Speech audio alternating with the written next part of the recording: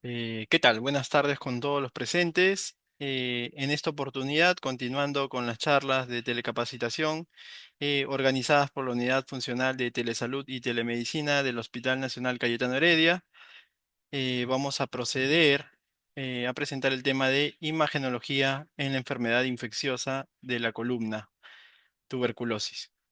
El expositor es el doctor Frank del Águila Gómez, médico residente de tercer año del servicio del Departamento de Radiología del Hospital Nacional Cayetano Heredia.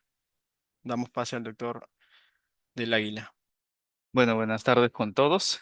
Mi nombre es el doctor Fran del Águila Gómez, médico residente de tercer año del Departamento de Diagnóstico por Imágenes del Hospital Cayetano Heredia.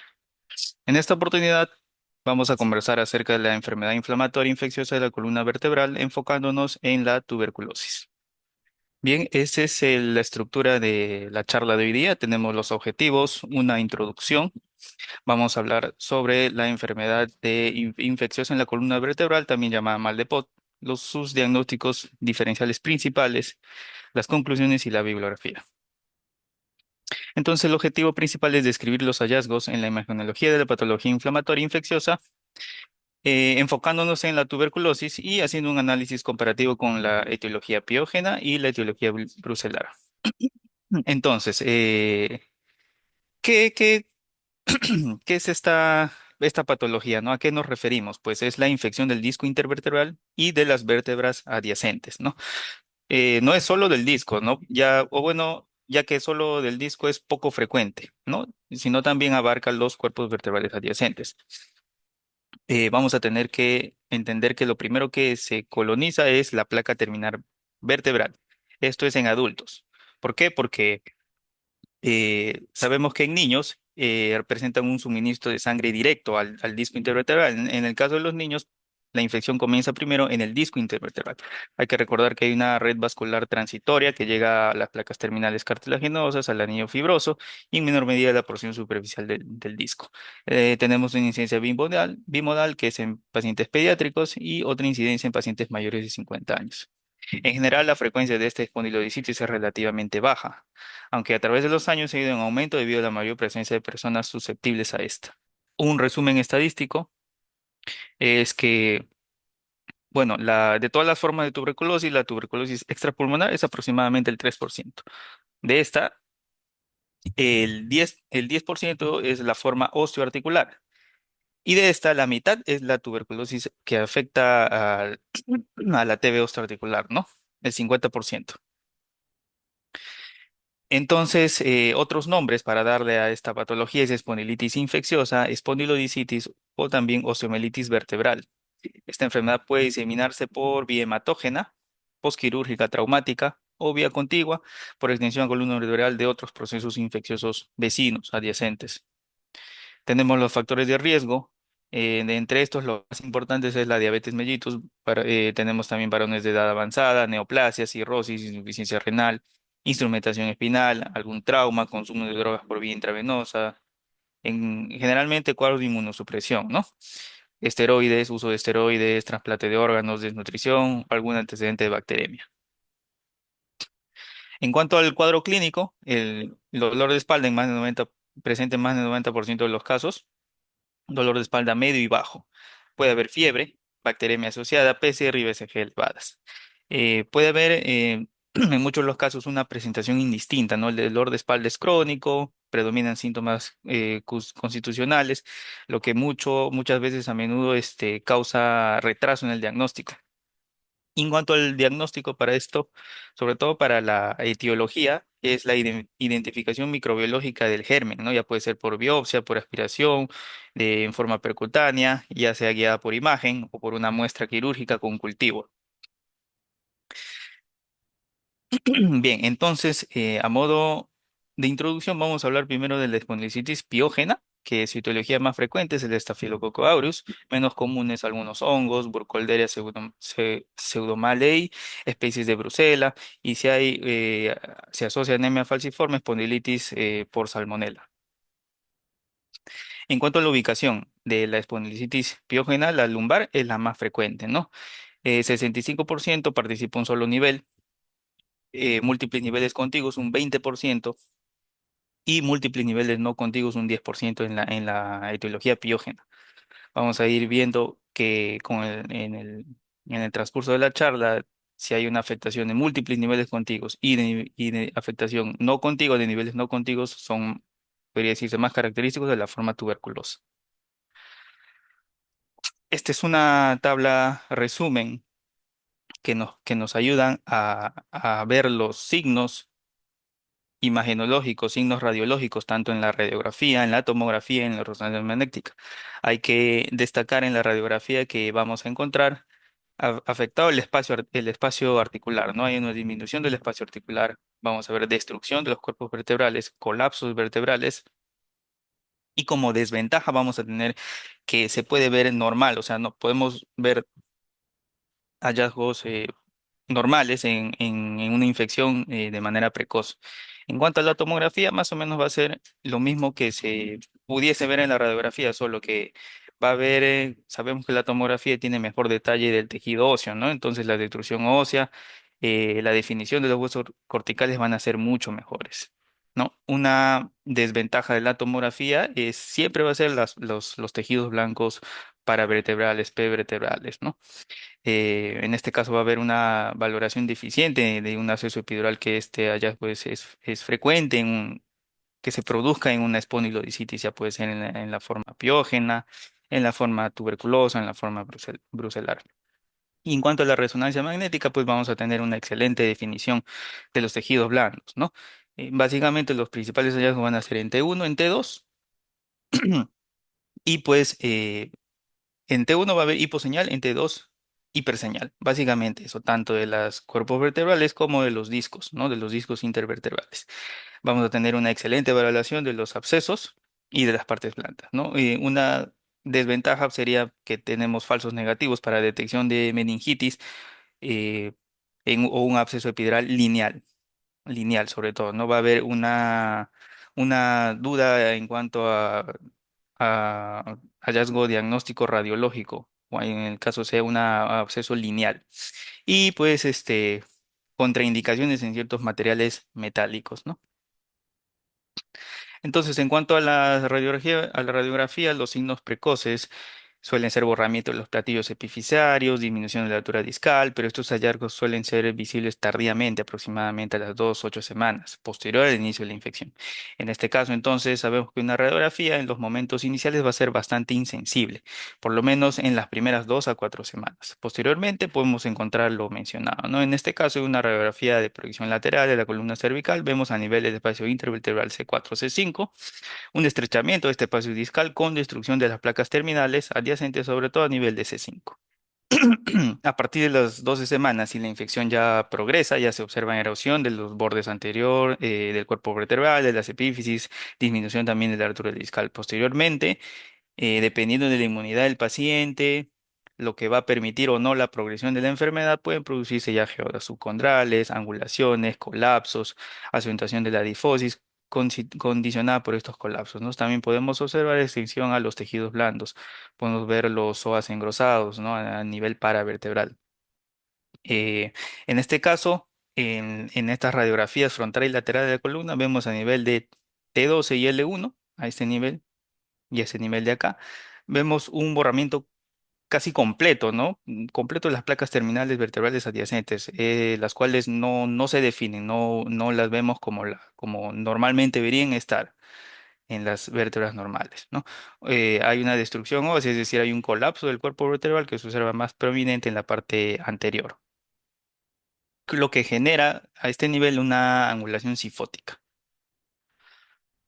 En cuanto a los hallazgos por tomografía, lo que vamos a observar generalmente son casi similares a los de la radiografía, pero con mucha mejor definición del tejido óseo.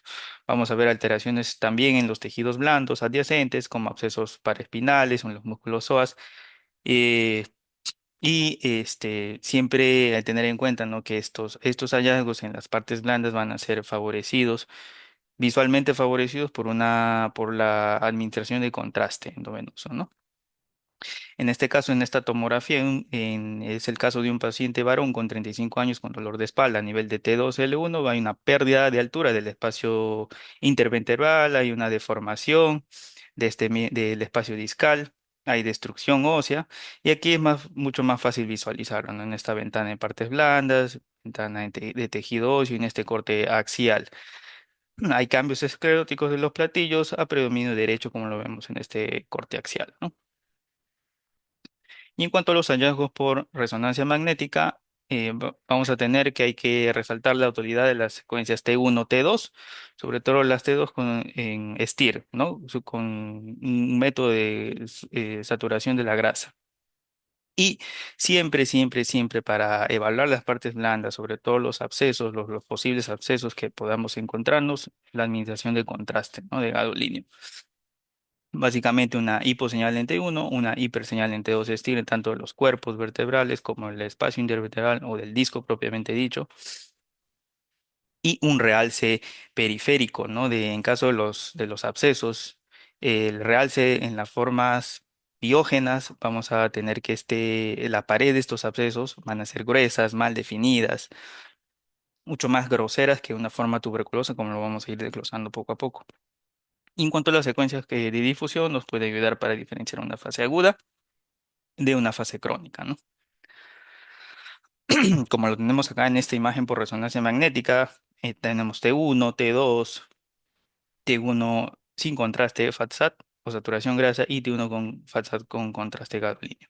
Vemos hay una destrucción de las placas terminales, hay un líquido mejor evidenciado en la secuencia T2 y en la secuencia contrastada, con un ligero realce de sus contornos, ¿no? Hay realce también de los cuerpos vertebrales adyacentes. Hay que mm, Bien, acá hay que también mencionar que en la forma piógena la afectación discal va a ser mucho mayor que la afectación del tejido óseo, ¿no? Una resonancia magnética de un paciente de 53 años con diagnóstico de espondilocitis piógena. Vamos a ver en esta imagen sagital en T1, vemos una baja señal de los cuerpos vertebrales, del espacio intervertebral, del disco que corresponde a este nivel. En las secuencias en T2 vemos una hiperseñal de espacio intervertebral, lo que correspondería a una acumulación de algún tipo de colección. Y en las secuencias con T1 con contraste vemos mejor definido, ¿no? Esta colección, un realce periférico, un realce de los cuerpos vertebrales. Y en esta corte axial vemos un realce heterogéneo, grueso, grosero de las paredes de esta colección, ¿no? Y ahora sí, conversado la parte de la etiología biógena, podemos conversar del mal de Pot, que es la forma tuberculosa, ¿no? Es una artritis tuberculosa que afecta en las articulaciones de la columna, ¿no? Es el tipo de artritis tuberculosa que afecta más frecuentemente la zona torácica o torácica baja. Y hay un hallazgo característico visual que es esta, ¿no? Es una angulación sifótica producida por el colapso de los cuerpos vertebrales. Es el tipo de tuberculosis más común de TBC osteoarticular, generalmente secundaria inicialmente una infección pulmonar o abdominal. Son el cuadro clínico, síntomas constitucionales, dolor de espalda, deformidad, dolor a la palpación, localizada más frecuente en la columna torácica inferior, seguida de la columna lumbar y cervical, y casi típico afectación de dos o más vértebras contiguas en mayores niveles, y en la forma salteada, o sea, multinivel, no contiguo, 4 a 10% de los casos.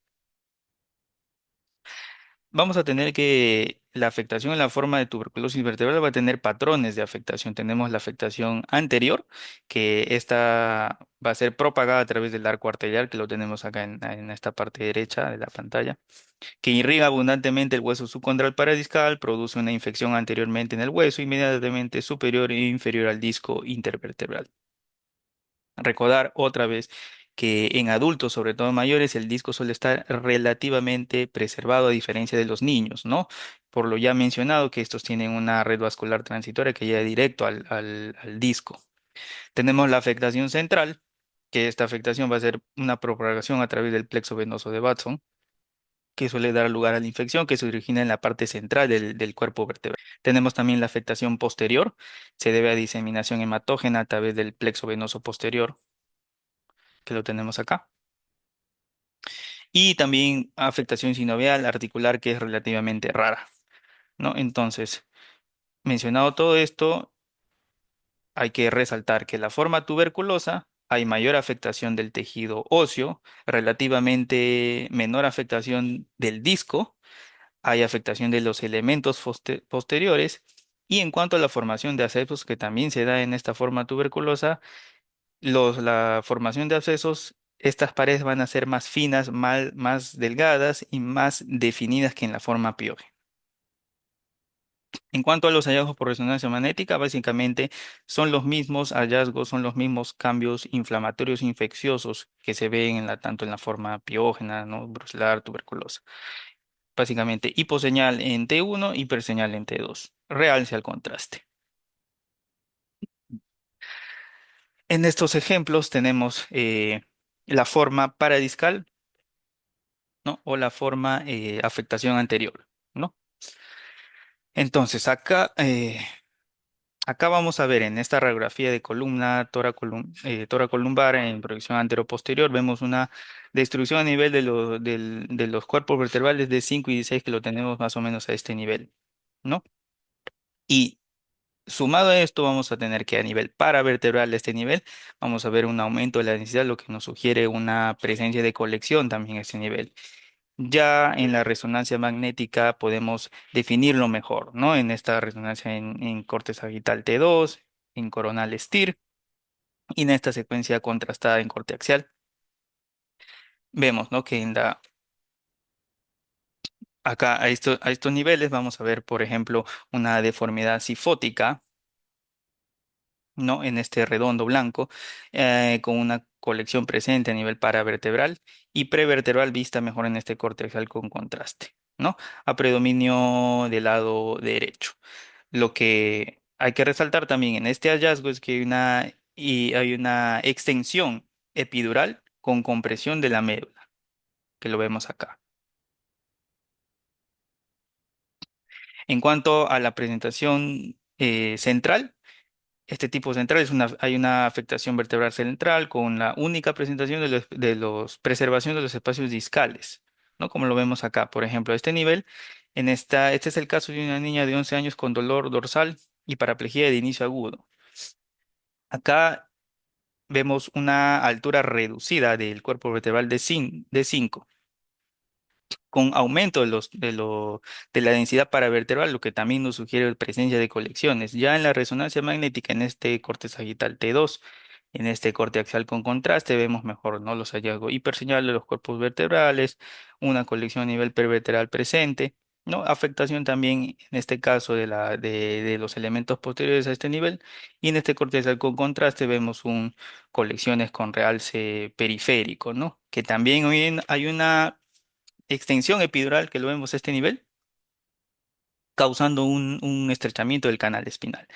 En este caso, la paciente se sometió a una cirugía descompresiva y se le dio tratamiento antituberculoso. A los 4 meses hubo mejoría con posterior, la paciente ya pudo caminar, ¿no? A partir de los 4 meses ya empezó a caminar con apoyo.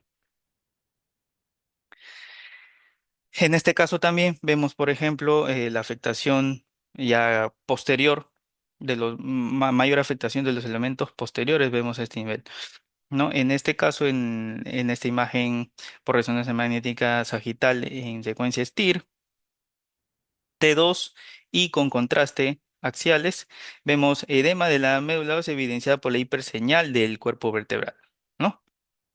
En este caso es D3. En el cuerpo vertebral D3 vemos una hiperseñal y lo que más resalta en estos cortes axiales, lo que podemos ver mejor es la afectación, la grosera afectación de los elementos posteriores, ¿no? Vemos en ese corte contrastado. Eh, es evidente, ¿no? Es una colección con un realce, si bien en este caso el realce es un poco más grosero, pues, pero este caso fue diagnosticado también como una espondilodiscitis tuberculosa. Si bien acá la pared es gruesa y un poco mal definida de esta colección que nos haría pensar en una forma piógena más que una tuberculosa, lo característico acá que nos hace llamar más la atención para pensar en una forma tuberculosa es la marcada afectación de los elementos posteriores. Como detalle, como adicionalmente se puede observar acá este nivel anterior, una masa ganglionar conglomerada necrótica. Y acá en esta forma es un ejemplo para representar la afectación multinivel no contigua, no tanto a nivel cervical y al nivel lumbar. En este caso, en este corte sagital STIR, vemos hay una afectación a nivel cervical, a nivel de la apófisis odontoides. Vemos también que hay una colección anterior a la apófisis odontoides y vemos que el espacio acá atlantoxoideo está aumentado. Hay una subluxación. Ya en este corte axial, con contraste vemos, este es el tejido óseo, esta es parte de la colección y vemos que hay también una afectación, hay un realce acá a este nivel de los elementos posteriores, hay una marcada afectación a nivel cervical y acá en la imagen D vemos acá una hiperseñal. En este caso, en este es un corte sagital contrastado, lo que nos indica un absceso intraóseo, intravertebral, con afectación tanto pre como paravertebral en estas colecciones con realce. Entonces, este es un cuadro resumen para destacar las diferencias entre la forma tuberculosa y la forma piógena. Tenemos básicamente las paredes de la colección delgadas y lisas en las formas tuberculosas, más gruesas e irregulares y mal definidas en la forma piógena.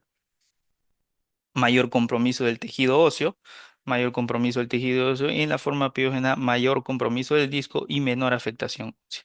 La localización más frecuente es la forma tuberculosa, la columna torácica baja y en la forma piógena la columna lumbar. Y algo menos, se podría decir, menos típico de cada uno es la presencia o no del absceso. Ya hemos visto que tanto la forma piógena como la forma tuberculosa pueden presentar colecciones o abscesos, ¿no? Que no, según la literatura actual, pues la presencia de abscesos eh, tiene un cierto, su presencia favorece un poquito más a la forma tuberculosa. Otro diagnóstico diferencial a tenerlo presente es la forma brucelar, ¿no? La etiología brucelar. Básicamente, los hallazgos en resonancia magnética van a ser los mismos, ayudándonos por las secuencias T1, T2, STIR y la forma y las secuencias contrastadas con gadolinium. Entonces, la forma brucelar va a afectar solo un cuerpo vertebral, o sea, mayor afectación de solo un cuerpo vertebral, la forma tuberculosa, varios niveles contiguos o no contiguos, predominio lumbar de localización, menor formación de abscesos, mayor facilidad de afectar solo el espacio discal. En este ejemplo, vemos un paciente varón de 34 años con espondilitis por brucela diagnosticado. En la radiografía lateral vemos que hay defectos focales del platillo vertebral inferior a este nivel, ¿no? Del cuerpo vertebral L4. Ya en la resonancia magnética se puede observar mejor en este corte sagital T1 con contraste. Vemos que hay un realce de los cuerpos vertebrales adyacentes al espacio discal comprometido, ¿no? Vemos un realce con una colección que es más de señal más baja, ¿no? Diagnosticado con una forma brucelar. En este caso también vemos una resonancia magnética sagital en T1 y lo que vamos a ver acá que hay un tejido de partes blandas epidural, que lo tenemos acá desde L4 hasta L5 hasta S2 más o menos, ¿no? Que impresiona que emerge del espacio discal L5-S1 con una extensión hacia todo este nivel que lo tenemos acá. Ya en las secuencias contrastadas vemos mejor un realce de este tejido que se veía, ¿no? Tanto en el espacio discal como en el espacio epidural, diagnosticado por espondilocitis brucelosa este paciente. Otro caso también, que en este caso vemos la forma brucelosis musculoesquelética multifocal, no contigua. En esta imagen de resonancia magnética axial en secuencia STIR vemos edema de médula ósea, que lo tenemos acá a este nivel. Hay un derrame articular, que lo tenemos justo en esta articulación comparando con ambos lados, vemos acá también que lo que indica la flecha gruesa, vemos un engrosamiento capsular, ¿no? A este nivel no lo vemos, ¿no? Es compatible con una afectación sacroiliaca de toda esta articulación derecha, ¿no? Acá en los cortes sagitales con contraste, la parte lumbar y la parte torácica, vemos hay una afectación del espacio discal, ¿no? Con una hiperseñal de los cuerpos vertebrales adyacentes y este paciente pues también fue diagnosticado con una espondilodicitis bruceral. Bien, entonces como conclusiones tenemos que la espondilodicitis infecciosa en la forma tuberculosa puede tener hallazgos característicos o más frecuentes y estos pueden ser similares e indiferentes en la forma piógena o en la forma brucelar. Entonces, revisando todos estos hallazgos pueden ser típicos o más frecuentes de cada una, pero no son patognomónicos. Eso hay que resaltarlo bastante, ¿no? Entonces resulta útil conocer cada patrones o hallazgos más frecuentes en cada una para tener una aproximación diagnóstica. Siempre la correlación con estudios de laboratorio es el método definitivo para dar con el origen de la patología. Estos son los artículos revisados para esta charla y eso sería todo.